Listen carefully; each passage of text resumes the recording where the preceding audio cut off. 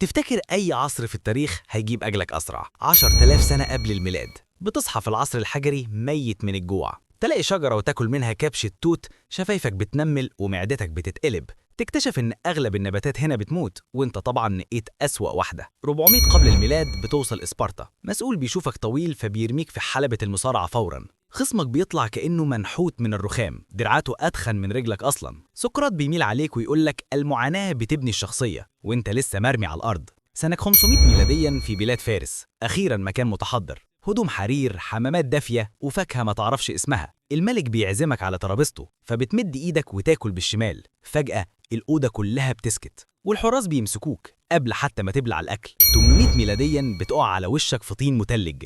فايكنج بيديك درع وفاس وانت بالعافية قادر ترفعهم، بيسحبوك على سفينة طويلة كلهم بيجدفوا بتناغم مرعب وانت مش قادر تمسك المقداف. في نص البحر معدتك بتجيب اللي فيها، بس بتعيش وتكمل الرحلة. وبيكافئوك بقى بانهم يرموك اول واحد في المعركة.